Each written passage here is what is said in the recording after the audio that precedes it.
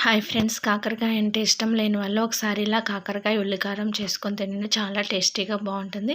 ఇది పప్పులోకైనా తినొచ్చు, లేకపోతే విడిగా అయినా తినొచ్చండి. టేస్ట్ అయితే చాలా బాగుంటుంది అనమాట. చూడటానికి అచ్చం చికెన్ ఫ్రై లాగా అనిపిస్తుంది కదా. ఒకసారి తిన్నారంటే మళ్ళీ మళ్ళీ తినాలనిపిస్తుంది. ఈ కాకరకాయ ఉల్లికారం చేయడానికి 1/2 కేజీ కాకరకాయని తీసుకున్నాను. వీటి పైన ఉన్న చిక్కును కొంచెం ఎక్కువ తీయొద్దు. పైన గరుగ్గా ఉన్నది కొంచెం తీసేసుకొని ఎడ్జెస్ కట్ చేసుకొని మధ్యలో కట్ మధ్యలో కట్ చేసుకున్నాక లోపల ఉన్న విత్తనాలు తీసుకుంటున్నాను. విత్తనాలు తినే ఇష్టం ఉన్న వాళ్ళు విత్తనాలు ఉంచుకోవచ్చని నేనైతే విత్తనాలు తీస్తున్నాను. ఇప్పుడు ఒక గిన్నెలో కొంచెం ఉప్పు, పసుపు, చింతపండు వేసి అందులో వాటర్ పోసి మనం కట్ చేసుకున్న ఈ కాకరకాయ ముక్కలు ఏవైతే ఉన్నాయో అవన్నీ ఇందులో వేసుకుంటున్నాను అనమాట. స్టవ్ మీద పెట్టుకొని వీటిని ఉడికించుకోవాలి. ఇట్లా ఉడికించుకోవటం వల్ల కాకరకాయలో ఉన్న చేదు అనేది పోతుందన్నమాట. కావాలంటే డీప్ ఫ్రై లాగైనా చేసుకోవచ్చు. కాకపోతే నేను ఇట్లా ఉడికించుకుంటున్నాను. చూడండి, మొత్తం బాగా మెత్తగా అవ్వాల్సిన అవసరం లేదు. ఒక 70% ఉడికితే సరిపోతుందన్నమాట. చూడండి, ఇక్కడ కలర్ కూడా చేంజ్ అయింది కదా. గ్రీన్ కలర్ కొంచెం కాస్త వేరుగా వచ్చింది కదా. ఇట్లా ఉడికితే సరిపోతుంది. వీటన్నిటిని వాటర్లో నుంచి తీసుకొని కొంచెం ఆరనిద్దాము.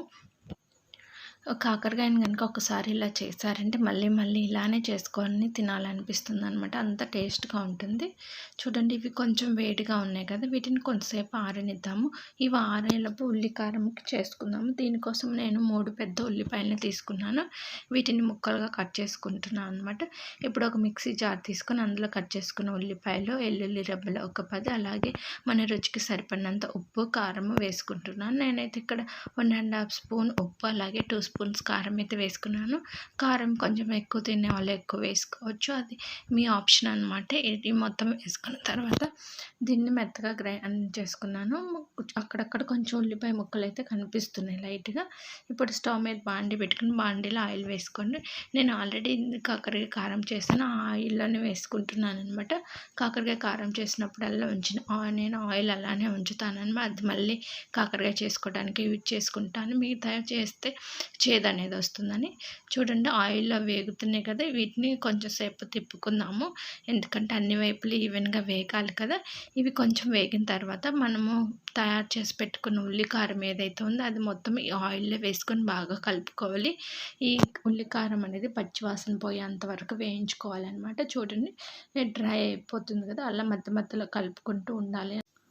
కలుపుకుంటూ ఉంటే ఏంటంటే అడుగంటకుండా ఉంటుందన్నమాట. ఉండే కొంది డ్రై అయిపోతూ ఉంటుంది కదా. ఇట్లా కొంతసేపు ఉన్న తర్వాత కర్రీ అయితే రెడీ అయిపోయింది ఆల్మోస్ట్. ఇప్పుడు ఇందులో కొంచెం తరిగిన కొత్తిమీర కలుపుకోవాలండి. కొత్తిమీర కలుపుకొని ఒక 2 నిమిషాలు ఉంచుకుంటే సరిపోతుంది. అంతేనండి, ఎంతో రుచికరమైన ఉల్లికారం అయితే రెడీ అయిపోయింది. కాకరకాయ ఉల్లికారం మీకు నచ్చినట్లయితే లైక్ చేయండి.